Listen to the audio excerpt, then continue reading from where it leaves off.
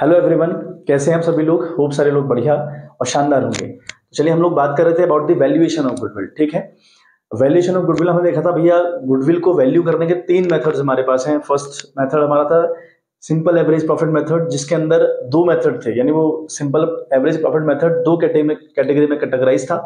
पहला हमारा था एवरेज प्रॉफिट मेथड, अगला हमारा था वेटेड एवरेज प्रॉफिट मेथड। दोनों डिस्कस कर लिए, क्वेश्चंस कर लिए।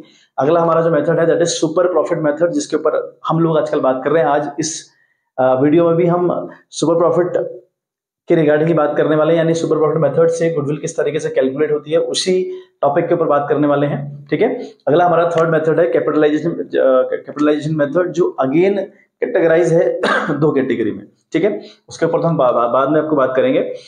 फिलहाल हम लोग बात करेंगे about the super profit method. ठीक है, पिछली वीडियो में मैंने आपसे कहा था कि अगर कोई क्वेश्चन मुझे इंपॉर्टेंट लगेगा तो अगेन इसके ऊपर बात करेंगे, अदरवाइज हम आगे मूव करेंगे। तो मैंने जब क्वेश्चंस की स्टडी करी तो कुछ क्वेश्चंस बेहतरीन क्वेश्चंस हैं, थोड़ा टेक्निकल क्वेश्चन है, जिनको आज हम डिस्कस करेंगे बच्चे। ठीक है, तो हालांकि सुपर प्रॉफिट मेथड से हम गुडविल को किस तरीके से कैलकुलेट करते हैं अच्छे से हम लोगों ने सीख लिया, ब्रीफली सीखा था। लेकिन कुछ क्वेश्चन थोड़ा टेक्निकल है, उनको आज हम लोग देख रहे हैं। तो क्वेश्चन आप अपनी स्क्रीन पे देखें, देन क्वेश्चन के थ्रू हम लोग बात करने का प्रयास करते हैं।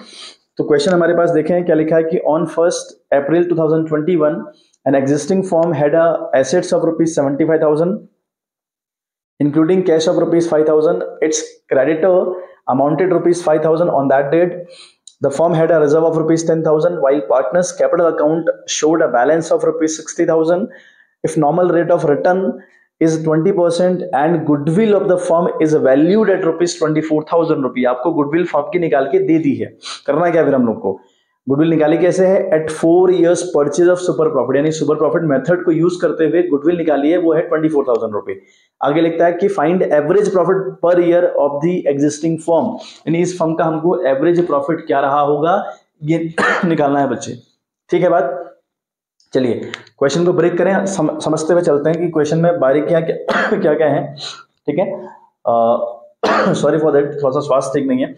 क्वेश्चन कहता है कि भैया फर्म की एसेट्स हैं ₹75,000 की। कोई एक फर्म है जिसकी एसेट्स ₹75,000 की है और लिखा है कि including cash of ₹5,000।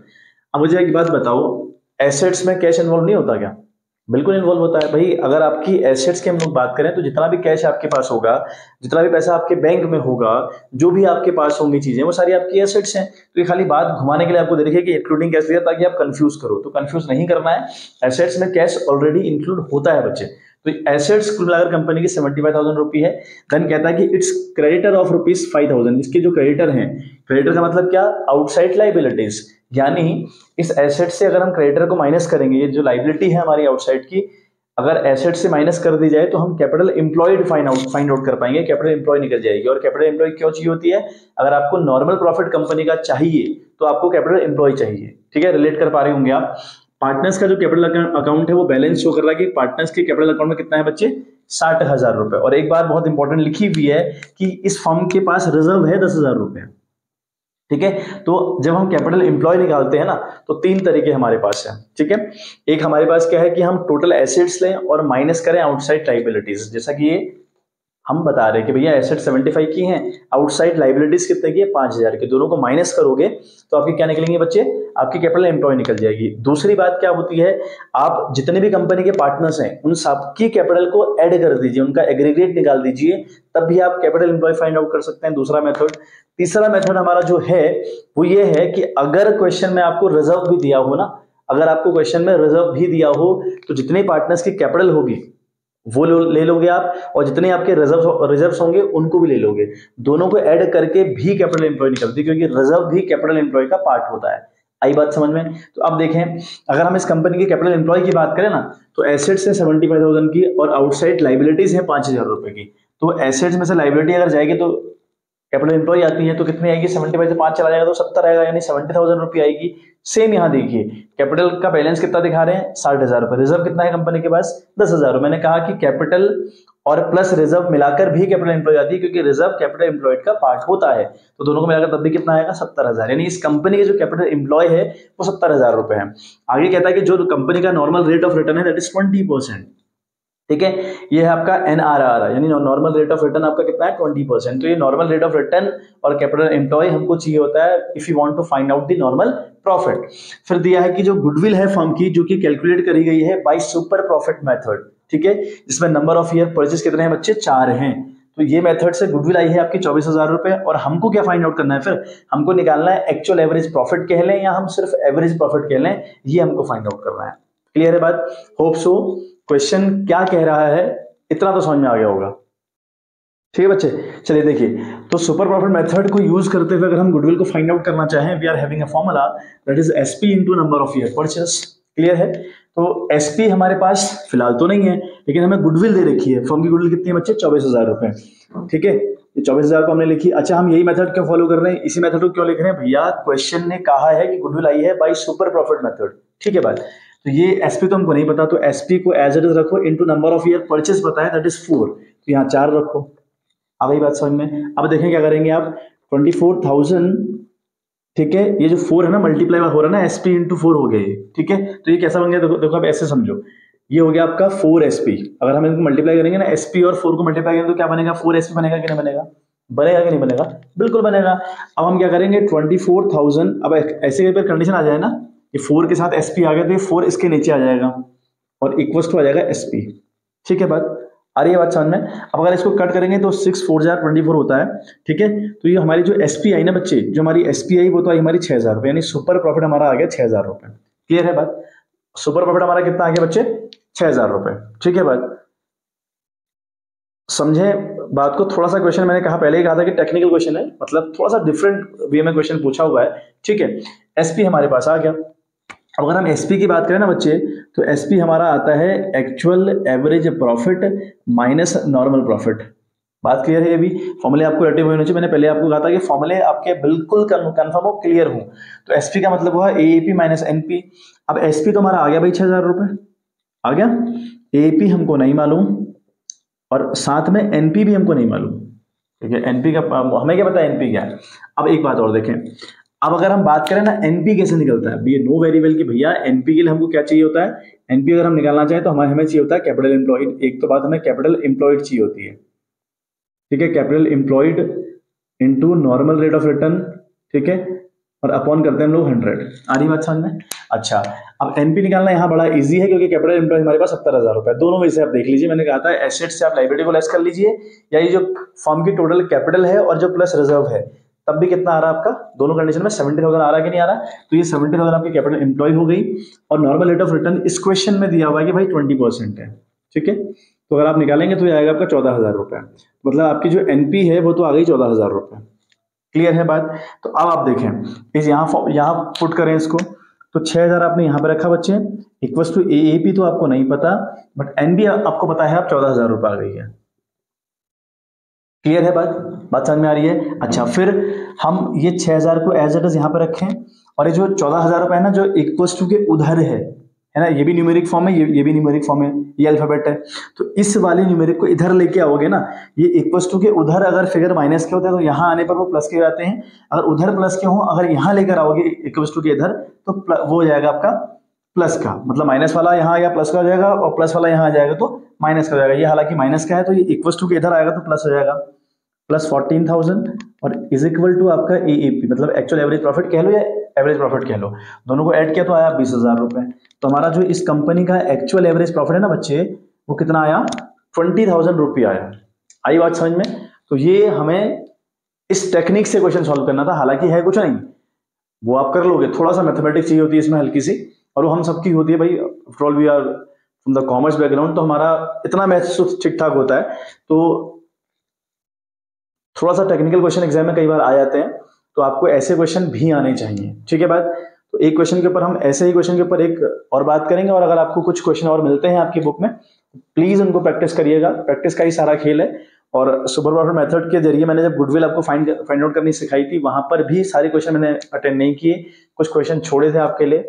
Hope so आप प्रैक्टिस कर रहे हो, प्रैक्टिस का बड़ा खेल है बच्चे, आप कहीं पढ़ लीजिए, कहीं कोचिंग कर लीजिए, किसी यूट्यूब वाले को देख लीजिए, कुछ नहीं बनने का जब तक कि आप खुद प्रैक्टिस नहीं करेंगे। ठीक है बात? चलिए एक ऐसा ही क्वेश्चन दोबारा हम लोग देखें और वहां पे उसको करने का प्रयास करते हैं।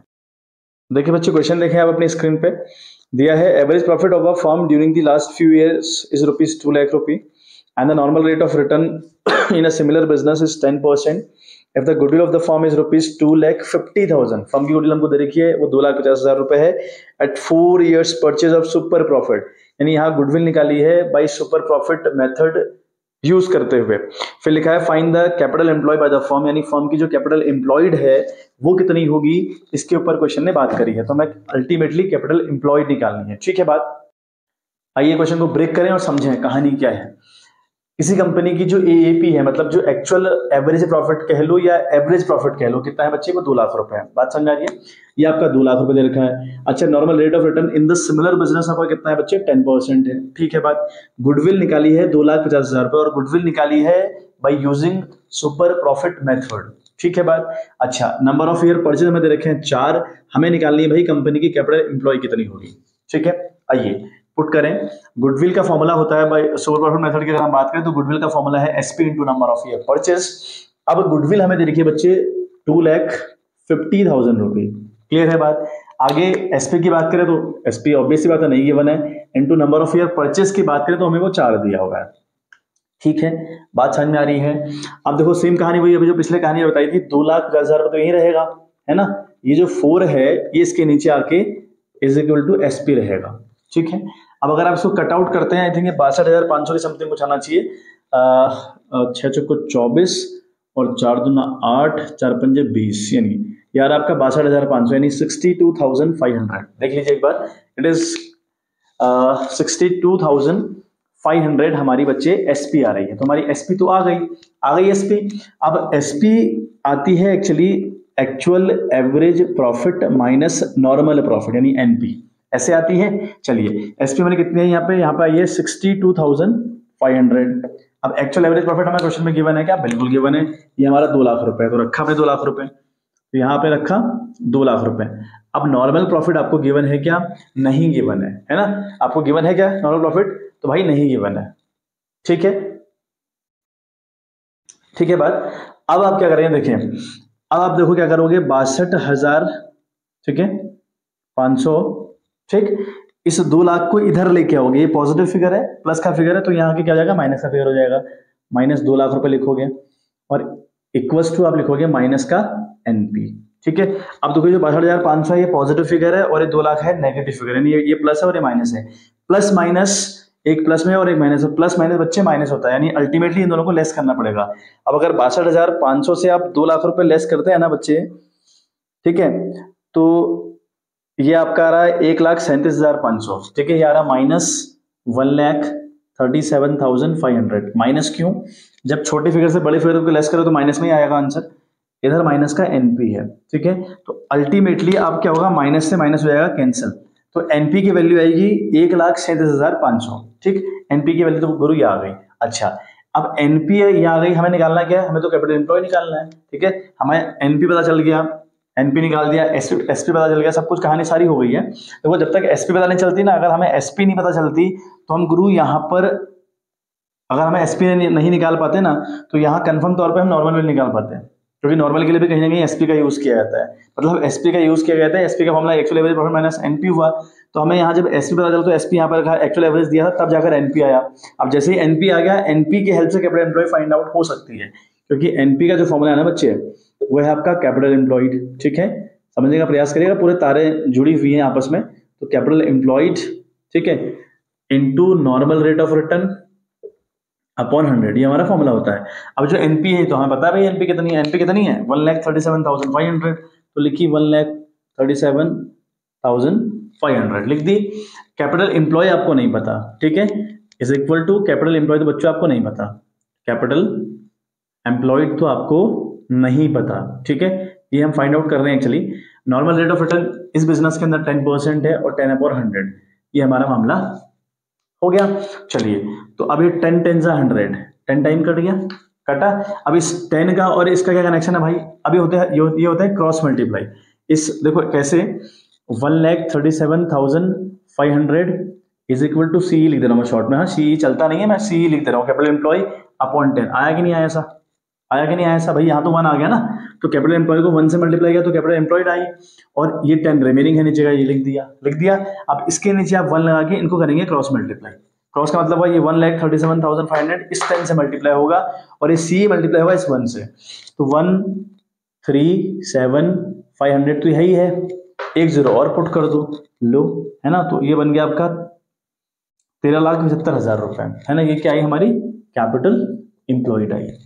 आ गई बात समझ में। तो कैपिटल एम्प्लॉयड हमारी आई 1,37,000 बच्चे 500, ठीक है। होप सो मामला क्लियर हुआ होगा। तो दोनों क्वेश्चन बड़े टेक्निकल थे। ऐसे ही कुछ और क्वेश्चंस जो 2024 का टीएस ग्रेवाल का एडिशन है ना, तो कुछ और क्वेश्चन आपको दिए होंगे प्रैक्टिस करने के लिए, तो ऐसे ही कनेक्शन बनाइएगा, प्रैक्टिस करिएगा, इन 2 क्वेश्चन के आधार पे सारे आपसे होने लगेंगे, श्योर है, ठीक है।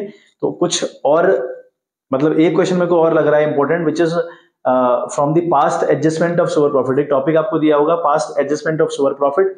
पास्ट एडजस्टमेंट के रिगार्डिंग मैंने आपको एवरेज प्रॉफिट मेथड जब हम लोगों ने सीखा था, वहां पे मैंने आपको बताया था कि अगर एबनॉर्मल लॉस हो या एबनॉर्मल प्रॉफिट हो तो किस तरीके से टेक्निक अप्लाई करी जाती है, बताया था, ठीक है। मैंने आपको बताया था कि अगर नॉर्मल प्रॉफिट और नॉर्मल लॉस की कहानी कही हो, सॉरी एबनॉर्मल प्रॉफिट और एबनॉर्मल की कहानी कही हो, तो हम किस तरीके से अप्लाई कर रहे थे। एबनॉर्मल लॉस गिवन ईयर के प्रॉफिट, जो भी गिवन आपको होगा प्रॉफिट उस साल का, तो एबनॉर्मल लॉस दोबारा से ऐड होती है, और अगर एबनॉर्मल प्रॉफिट आपको दिया होगा तो दिया हुए साल के प्रॉफिट से वो लेस हो जाता है, ठीक है। तो एबनॉर्मल लॉस प्लस होती है, एबनॉर्मल जो गेन है या प्रॉफिट है वो लेस हो जाता है, ये तरीका है। तो यहाँ भी वही अप्लाई होगा, लेकिन यहाँ पर एक क्वेश्चन थोड़ा सा टेक्निकल और है, उसके ऊपर हम लोग डिस्कस करने जा रहे हैं, तो होप सो आप समझेंगे चीजों को।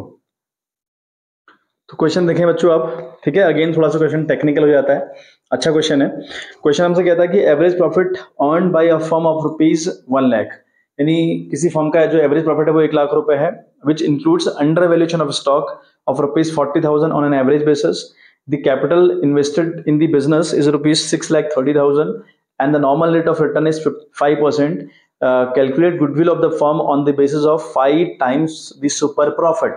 यानी सुपर प्रॉफिट मेथड यूज करते हुए हमें गुडविल इस फर्म की फाइंड आउट करनी है।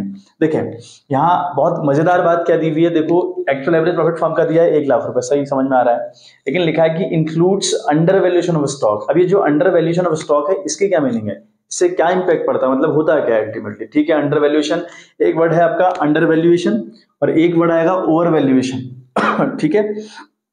तो जो वर्ड है ना अंडर वैल्यूएशन का मतलब होता है कम दिखाना किसी चीज को। जब हम कम दिखाते हैं अकाउंटेंसी के अंदर, जब उसकी वैल्यू कुछ और होती है और हम कुछ और दिखा देते हैं, मतलब जो वैल्यू मतलब किसी चीज की वैल्यू 1 लाख रुपए है और हमने उसको दिखा दिया 80,000 रुपए, तो हमने वो चीज अंडर वैल्यूड कर दी बाई 20,000, तो ये अंडर वैल्यूएशन है। और ओवर वैल्यूएशन का मतलब क्या हुआ, जब हम किसी चीज की वैल्यू ज्यादा दिखाते हैं, मतलब सामान 1 लाख रुपए का है और हम 1,30,000 दिखा रहे हैं, तो जो 30,000 रुपए ज्यादा दिखाया है ना, इसी को हम कहेंगे ओवर वैल्यूएशन। आ रही बात समझ में, ये आपको कहलाता है ओवर वैल्यूएशन। अभी जो अंडर वैल्यूएशन है या ओवर वैल्यूएशन से फर्क क्या पड़ता है, हम चलते हैं थोड़ा सा 11th की ओर। हमारा एक ट्रेडिंग अकाउंट हुआ करता था जिसमें हम इस तरीके से कुछ नमूना बनाते थे। टू साइड हम लिखते थे खर्चे सारे और बाई साइड हम सारी इनकम को लिखा करते थे, होप सो आपको याद हो, ठीक है। अब बाई साइड सारे यहाँ क्या आते हैं बच्चे, यहाँ आते हैं इनकम्स, यानी यहाँ रहता है इनकम वाला पार्ट और यहाँ रहता है एक्सपेंसेस वाला पार्ट, ठीक है। आ रही है बात समझ में। तो जो देखो अब हम बाई साइड कहीं ना कहीं स्टॉक को दिखा रहे थे, कौन से स्टॉक को, हालांकि हम टू साइड भी दिखाते हैं, लेकिन हम टू साइड दिखाते हैं ओपनिंग स्टॉक की, है ना। हम टू ओपनिंग स्टॉक को दिखा रहे होते हैं टू साइड, और बाई साइड हम दिखा रहे होते हैं क्लोजिंग स्टॉक को, ठीक है बात। होप सो अब याद हो, अब 11th का याद होना चाहिए इतना। हम बाई साइड क्लोजिंग स्टॉक दिखाते हैं, टू साइड दिखाते हैं ओपनिंग स्टॉक, लिखते हैं टू साइड ओपनिंग स्टॉक और परचेज लिखते हैं, इधर सेल वगैरह दिखाते हैं और क्लोजिंग स्टॉक दिखाते हैं, ठीक है। तो जो क्लोजिंग स्टॉक हम बाई साइड दिखा रहे हैं ना, इसी की बात क्वेश्चन कर रहा है। क्वेश्चन ने स्पेसिफाइड किया कि लिखा है कि कौन सा स्टॉक है, ओपनिंग की क्लोजिंग नहीं लिखा है, तो अंडरस्टूड कंडीशन है क्लोजिंग की बात कर रहा है। ये बात बिल्कुल समझने वाली है कि भाई क्वेश्चन बात कर रहा है अबाउट दी क्लोजिंग स्टॉक। अब जरा एक बात समझे मेरी, ये इनकम वाली साइड है, हाँ या ना, बिल्कुल। तो अगर हमारी इनकम बड़ी होगी तब जाकर यहां हमें एक नई बात मिलती है, जीपी मतलब ग्रॉस प्रॉफिट। हमारी इनकम अगर ज्यादा होगी और खर्चे कम होंगे तब जाकर एक बात निकलती है तो ग्रॉस प्रॉफिट, यहाँ ग्रॉस प्रॉफिट आता है, ठीक है। तो जितना ज्यादा ये बढ़ेगा उतना ज्यादा ग्रॉस प्रॉफिट आएगा, कि हाँ या ना। अगर आपने ये वैल्यू, इसकी वैल्यू अच्छी खासी अगर है या अच्छा खासा बल्क में अमाउंट आ रहा है और यहाँ कम आ रहा है तो जीपी बढ़ेगा आपका। अब देखो क्या फर्क पड़ता है ना, includes under valuation of stock का मतलब हुआ आपने स्टॉक 40,000 रुपए से कम दिखा दिया, आपने स्टॉक 40,000 से कम दिखाया, मतलब इस साइड 40,000 रुपए की कमी कर दी आपने, इस साइड आपने 40,000 रुपए कम दिखा दिए गुरु, इस साइड आपने 40,000 रुपए कम दिखाया, समझना वाली बात, आपने इस साइड 40,000 रुपए कम दिखाए। अगर 40,000 रुपए इस साइड कम दिखाओगे तो आपका जो जीपी है वो भी 40,000 रुपए कम आएगा। और जीपी से ही नेट प्रॉफिट पैदा होता है, तो नेट प्रॉफिट भी कम आएगा 40,000 रुपए, है कि नहीं है। यानी इस कंपनी का जो एक्चुअल एवरेज प्रॉफिट देखा ना 1 लाख रुपए, वो 1 लाख नहीं रहा होगा, वो रहा होगा बच्चे, ये रहा होगा आपका 1,40,000 रुपए। ये है कंडीशन, क्योंकि आपने स्टॉक कम दिखाया, तो इनकम डाउन चली गई, और जैसे इनकम डाउन चली गई, ये जो प्रॉफिट है ग्रॉस वाला ये डाउन चला गया, ये डाउन जाएगा तो जो नेट प्रॉफिट आने वाला है जो कि 1 लाख रुपए कंपनी दिखा रही है वो भी कम होगा। तो अगर आपको सही प्रॉफिट जानना है तो क्या करेंगे भाई, जो अंडर वैल्यू आपने कर रखी है चीज 40,000 रुपए से, इस 40,000 को दोबारा बैक कर दो आप यहाँ पे 1 लाख में जोड़ दो, तो ये प्रॉफिट बन गया 1,40,000। ये तो कहानी है अंडर वैल्यूएशन की। तो अगर आपको अंडर वैल्यूएशन ऑफ स्टॉक दिया जाए तो आप उसे ऐड करो, मैंने आपको लॉजिक दे दिया, होप सो क्लियर हुआ होगा, ठीक है। बट अगर ओवर वैल्यूएशन दिया जाए कि भैया ओवर वैल्यू कर दिया, तो ओवर वैल्यू कहानी में क्या होगा, ओवर वैल्यू अगर आप जब करोगे तो यहाँ की इनकम बढ़ जाएगी, यहाँ की इनकम बढ़ेगी तो ग्रॉस प्रॉफिट बढ़ेगा, तो प्रॉफिट बढ़ेगा, जो कि एक्चुअल नहीं है, मतलब आपका जितना ही प्रॉफिट कंपनी का आ रहा है वो आपने ज्यादा दिखा दिया। तो ओवर वैल्यूएशन में प्रॉफिट से वो ओवर वैल्यूएशन वाला अमाउंट लेस करना पड़ता है। जैसे मैं यहाँ पे अंडर वैल्यूएशन वाला अमाउंट कितना है 40,000 रुपए, तो ये 40,000 रुपए दोबारा ऐड करूंगा किसमें, एक्चुअल एवरेज प्रॉफिट में, जो कि मुझे दिया होगा, तो मैंने ऐड कर दिया। अगर अंडर वैल्यूएशन वाली कहानी हुई तो ऐड होता है, और अगर ओवर वैल्यूएशन वाली कहानी होगी, अगर कहानी ओवर वैल्यूएशन वाली रहेगी तो वो गिवन प्रॉफिट से लेस हो जाएगी, तब जाकर एक्चुअल प्रॉफिट आएगा, ठीक है। इसके बाद एक क्वेश्चन है विच इज ओवर वैल्यूएशन के ऊपर, सेम कहानी होगी लेकिन वहां होगा ओवर वैल्यूएशन, तो वहां पर उस प्रॉफिट को कम करिएगा गिवन प्रॉफिट से, मतलब सॉरी प्रॉफिट को नहीं, जो आपको ओवर वैल्यूएशन का अमाउंट दिया होगा उसको कम करिएगा अपने प्रॉफिट से। बात समझ में आ रही है। तो ओवर वैल्यूएशन माइनस होता है, अंडर वैल्यूएशन प्लस होता है, तब जाकर हमारा प्रॉफिट निकलता है, ठीक है। चलिए बात आई थिंक क्लियर हो गई होगी, है ना। ये तो बहुत सिंपल सी बातें हैं, बट हाँ लॉजिक हमको पता होना चाहिए, क्योंकि रट्टा मारना पॉसिबल नहीं है बच्चे, अकाउंटेंसी में रट्टा तो बिल्कुल नहीं मारना है, हर बात का लॉजिक होना चाहिए, हमें पता होना चाहिए कि ठीक है माइनस होता है प्लस होता है, ठीक है, लेकिन लॉजिक पता हो, बहुत इंपॉर्टेंट है लॉजिक पता हो। चलिए चलते हैं, गुडविल का formula SP into number of year purchase, SP फिलहाल तो नहीं पता है ना, और जो नंबर ऑफ ईयर परचेज है वो हमें पता है कि भैया वो कितना दे रखा है, 5 दे रखा है। चलिए ठीक है, हमने यहाँ 5 लिख दिया, चलो सिंपल 5 करते हैं, है ना, 05 क्या करना है। चलिए अब एसपी की अगर हम तलाश करें तो एसपी का मतलब हुआ actual average profit minus NP यानी normal profit. Actual average profit company का 1,40,000 था, तो खैर 1 लाख रुपए, लेकिन मैंने क्या किया 40,000 रुपए उसमें ऐड किया, क्योंकि स्टॉक को अंडर वैल्यू किया गया था, अंडर वैल्यू प्लस होता है, ओवर वैल्यू माइनस हो जाता है, ठीक है।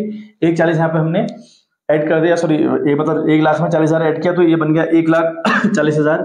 एनपी हमको फिलहाल नहीं पता, और एनपी अगर हम देखें तो दैट इज फॉर्मूला है उसका कैपिटल एम्प्लॉयड, ठीक है। मैं सीई लिख रहा हूँ, सीई बच्चे एग्जाम में नहीं चलता, प्लीज उसे मत करिएगा, मैथ के मेरे पास थोड़ा टाइम की कमी रहती है इसलिए कर रहा हूँ। CE into normal rate of return upon 100, ठीक है। बाकी एनपी, एएपी, एसपी ये सब चलता है, तो मैंने यहाँ कहीं नहीं कहा कि नहीं चलता, लेकिन ये सीई नहीं चलता बच्चे, ठीक है। तो कैपिटल एम्प्लॉय कंपनी कितनी है भाई, इस कंपनी की जो कैपिटल है वो 6,30,000 रुपए है, दिया है कि भैया 6,30,000 रुपए इस कंपनी में इन्वेस्ट कर रखे हैं।